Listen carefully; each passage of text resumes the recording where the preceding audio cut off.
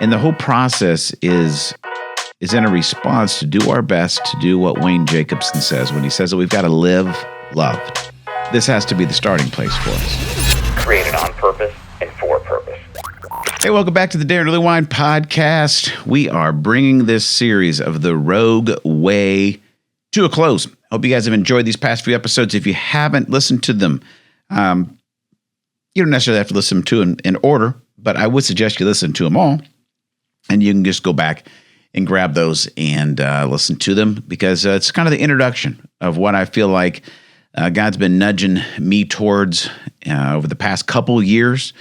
And we launched this new company called the Rogue Collective here in 2025. And the Rogue Collective is doing its best to awaken the masses and to equip the few to empower the many. And we're doing that through speaking, coaching, and consulting. And the focus of that is out in the marketplace. I've done a lot of work in the nonprofit space, done a lot of work in the faith community over the past 24 years. And we're still doing that, not turning our back on any of that. Blackbird Mission, our nonprofit, is still doing our best to awaken people to become what they are born to be and actually disciples to make disciples. And we've got a lot of cool stuff we're working on with that here in the future as well.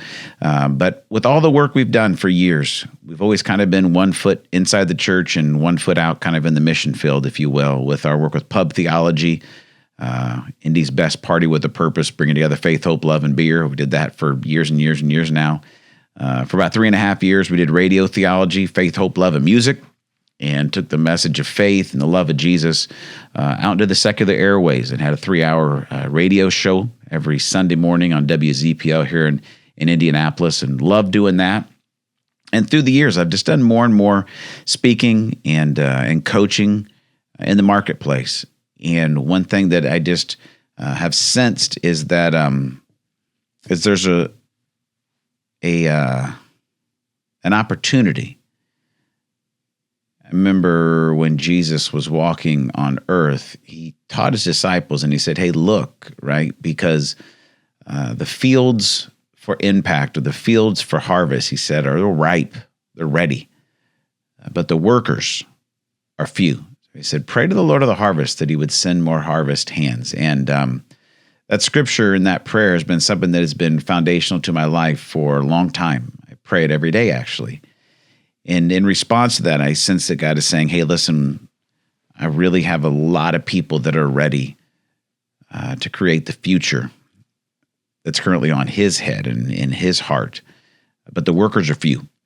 And so we're trying to respond to that and step out into the marketplace and look for these rogue leaders, these people who may be feeling like their life is defined by rebellion, but what they need is somebody to say, no, you're not a rebel, friend. You're a rogue. And what you need is a collective. You need a community to help you step in to become who God created you to be. You need to actually begin to step into a life that is noble, a life that is transcendent, a life that is formed to step into destiny, to live in the flow of what God's doing in and through your life, a life that is actually shaped by freedom, a life that is shaped by love, and a life that takes action.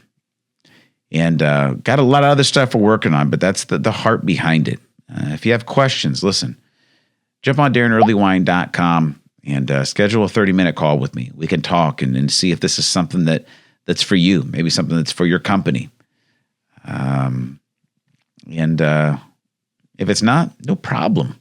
But we're trying to be obedient. We're trying to respond to what we feel like that God's nudging us to do. And so I want to just jump on the podcast and give you a little introduction to it. So that's what we've been doing. And now we're into the last of the 4 noble quests, the last 2, which are love and activation. First one was destiny. Second one was freedom. And the third and the fourth are love and activation. So the third one is this understanding of this noble quest that my life is going to be a quest for love. Once again, this is not a tough one to figure out if we're connected, to the divine, created in his image, then our life probably should be a quest for love because we're created by him and in his likeness, and he is love, then it would make sense that our life would be shaped and formed and driven by love. Love is tough, though. Mother Teresa said it like this: people are generally irrational, unreasonable, and selfish. First part of her quote, which she nailed, didn't she? Right? People are generally, maybe I should read. People are generally irrational, unreasonable, and selfish. True, I usually am, right? So are you. So is your husband, your wife, your mom, your dad, your kids. They usually are. Then she hits us with this one. They deserve to be loved anyway. People are generally irrational, unreasonable, and selfish. They deserve to be loved anyway, Mother Teresa. So true. They do. And it's what we're called to do. It's what we respond to do when we're living in the flow, when we're living towards our destiny, when we're living towards freedom. It's really the crosshairs of what Jesus told us to do in John 13 when he said, "So now I'm giving you a new commandment. Love each other. Just as I have loved you, you should love each other. Your love for one another will prove to the world that you are my disciples." So if we're going to be a follower of Jesus, if we're going to live the true rogue life, we have to live a life of love. And there's no better mentor in that than Jesus. And there may be no greater struggle than to do this. And it's something I've been challenged by recently, just reading the words of Jesus and his teaching. It's all the simple stuff, right, that's really hard. Like, you know, when Jesus says stuff like, "Hey, bless those who curse you." And I'm like, man, that sounds good. And then people curse you, right? They say bad things about you. They gossip about you. They slander you. Think about the last time that happened. And for some of you, you have to think that hard. You're like, it was last week, bro. Maybe so. Or maybe they talk about someone you love. And they lie and they slander, right? And they spread rumors or lies, or they just say mean things about people you love. Like, think about that emotion that you have, right? Where you're like, okay, well, it looks like it's going to be jail for me because they need to pay, right? I'm more about justice, Daron. Can justice be one of the Four Noble Quests? Because that's my jam. I'm more the justice person. And then Jesus is like, "Hey, vengeance is mine, saith the Lord." I just realized, like, God, this is the tough things, because every time that I feel wronged by people, right? I want to wrong them, and I want to wrong them right, if you know what I mean, right? Like, I want to like, I don't, and I realize this love thing is counterintuitive and not easy at all. And then Jesus, you got to go and say something like, "Hey, guess what? The way that you do this, the way you love people, that's going to be the thing that actually will people know, like, if you really are connected to me." Yeah. Not easy. I'm not very good at that yet. Once again, the power of the word yet, right? And so what we try to do as we walk this third noble quest is to actually begin to bring some handles into what are ways that I can learn to love. And as we look at this third of the Four Noble Quests, we walk through this process. We do this in a couple different places within the Rogue Collective, the Rogue Way.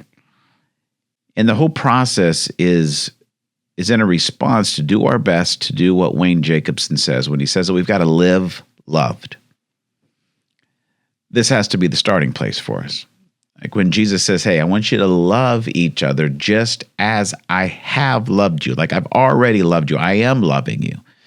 So your first foundational block here to love is you have to live love, meaning that you're starting from a place of being loved. Not that you have to go do something to earn it, not that you have to go out and try to make it happen. It's already there. I'm starting from a place that I actually am loved. And I have connection and access to the continual flow or love of God so that it allows me to step out of the pain of my past, out of the pain of the moment, out of the things that are going to hold me captive, to actually step into the freedom of this moment, to love like He is already loving me. I live loved. Okay? And within that, I think there are 4 key points that we can look into of how do I actually practically love people. And I think it breaks down to this, is for us to allow people to be loved, we have to do this. We have to see them, we have to know them, we have to affirm them, and then we need to bless them. The 4 tenets, or the 4 foundations, if you will, of love: seeing people, knowing them, affirming them, and blessing them. The first thing is we got to see people.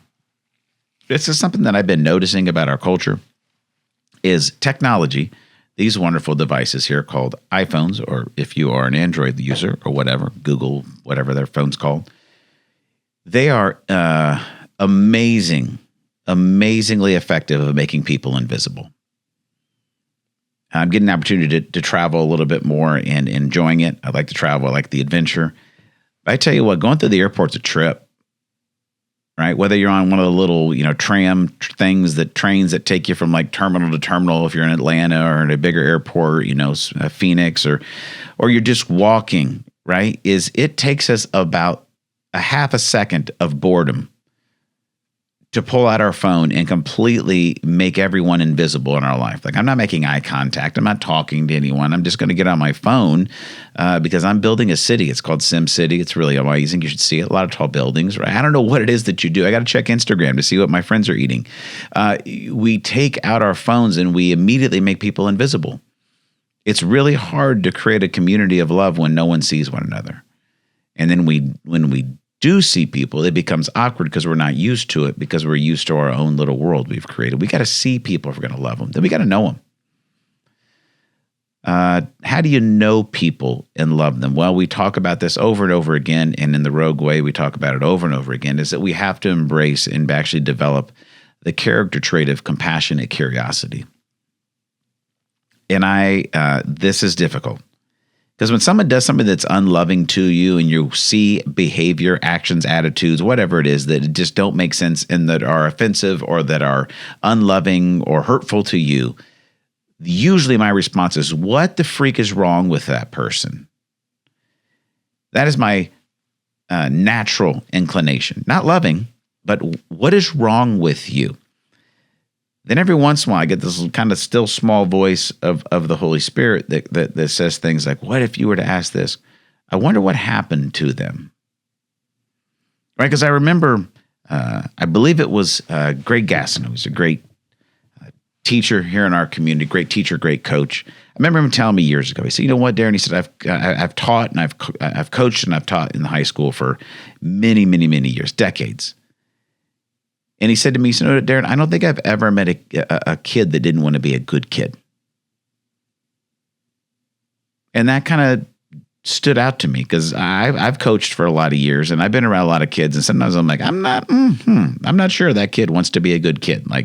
But the more you're around them and you stop going, man, what is wrong with you? And you go, man, I wonder what happened to you. You begin to get compassionately curious about the life they've had to have lived. The environment that they've been surrounded by, you begin to realize, wait a second, no, there's something really beautiful, actually divine about you. You really do want to be a good kid. There's just a lot of pain in there that's showing itself in really unloving behavior. And do I actually have enough love within me to put how I'm offended on the back burner and actually become compassionate and curious about the journey you've been in? So if I do, I've got a shot at actually loving you. You got to see them. You got to know them. You need to affirm them. You got to encourage one another. Talk about this often. that our brains are hardwired for the negative. Did you know that?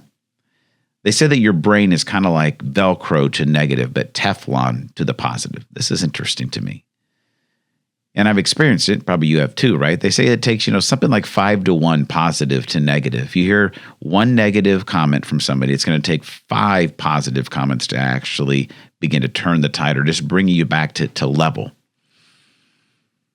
I heard a study a couple of years ago that says it usually takes 10 to 15 seconds for you to actually ruminate and you actually to focus on some positive emotion or thought for it to even imprint upon your brain.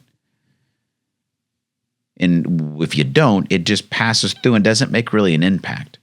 And so I challenge people when I do a lot of this training in the marketplace, and I say, hey, if you're a manager, if you're a boss and you're trying to encourage your team, does your affirmation last at least 10 seconds? Or is it more like a 1-second affirmation? Like, hey, appreciate you guys. Hey, good job. Everybody did a good job. In your home, and when you encourage your kids, hey, good job, appreciate it. Or your spouse or a friend. When's the last time you took the time to make sure an affirmation lasted 10 seconds? Because if you did, guess what? Their heart and their mind heard it and felt it, and they felt loved. It's a key. It's a part of this noble quest. And the last thing is this, is if we're going to actually love people, if we're going to live love and allow love to flow through our life and it be a noble quest of our life, we have to live where we bless people. Once again, there we go. There's another one of our transcendent threads that we started this Rogue Life conversation with. And it means that our whole life is lived as a conduit. That everything good that comes into our life, every form of capital, whether that's financial capital, whether it's relational, whether it's emotional, whether it's mental, right? These things that come into our life, these good things that come into our life, what happens is they actually are never meant just for possession, but our life is lived to actually be a conduit for which things flow through us into the lives of other people. When we do that, we become a conduit of love. And in that, we have a redemptive response to every situation in our life. And what that means is we always move for our life to become a win, win, win in any situation. Because sometimes you get in a situation, right? And if you're not real concerned about love, then what you say is, here's how this is going to work. I'm going to win and you're going to lose. You've been in conversations, you maybe have been in relationships like that. Like, we're going to get into this fight, and here's how this is going to work. I win, and you're going to lose. And we're going to stay in this fight until you know that I've won and you've lost. Then some of us, where we have it flipped. A lot of times we get into conversations or we get into negotiations or we get into fights with somebody, and the way that our life is kind of structured us, we're more of I'll go ahead and lose so you can win kind of person. And neither of these are loving. Some people would say, well, here's the deal. The real win is when we get to a place where we're not going to stop. We're not going to be done with this until it's a win-win, where I can win and you can win, which is great. And that is loving. But I think there's even a next level. There's a next level where I see my life not as just something for me and for you, but for how we actually begin to impact the world. And so I'm working in my life to figure out what does it look like for each situation, for each negotiation. And this can even be even taken into the marketplace. But this isn't just about an us winning or you winning, right? Where we win as a company and our customer wins, but that we win, they win, and what we're doing allows the community, allows the world, allows something outside of ourselves to actually win. A win, win, win. And I think that's what love does. The last thought is this, and we'll wrap with this, is the last thing we do as a part of this Rogue Way, as a part of these 4 noble quests, is we activate it. Great quote that's been said by a lot of different people, that's said a lot of different ways, sounds something like this: either hope is not a plan or hope is not a strategy. And this is true. We have a lot of things in our life. We're like, man, I hope this would be better.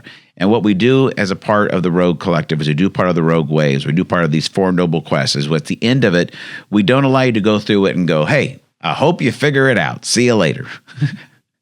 Because that's not a plan and that's not a strategy that actually brings life change to your life and the life of those around you. And so what we do is we help you actually begin to put together an activation plan. This is what I'm actually going to do with what I've learned about my destiny. This is what I'm going to actually do about my step towards freedom. This is what I'm going to actually do in this amount of time with these people to actually see love become something that is the main quest and focus of my life. We're going to put action and we're going to put a plan around how to become who you were born to be. And then as a group, we're going to do our best to actually help you, encourage you, and hold you accountable to step into that. Because hope is not a plan. A plan is a plan, and we're going to help you activate it. And in that, we're going to help you take steps, your next steps to become who you were born to be. And that's a look at the Rogue Way. That's a look at this operating system that we're helping people step into to become who they were born to be. Because we really believe that the future is yet to be created.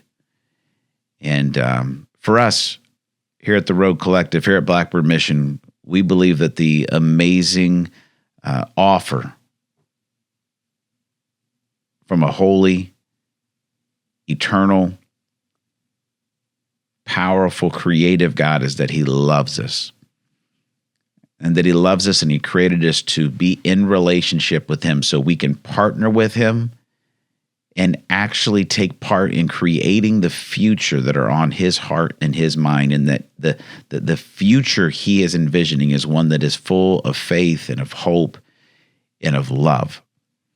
And so what we want to help you do is to take your next step to actually respond to the invitation to create the future that's on his heart and his mind. And when we do, we will live into the destiny that he's created us for.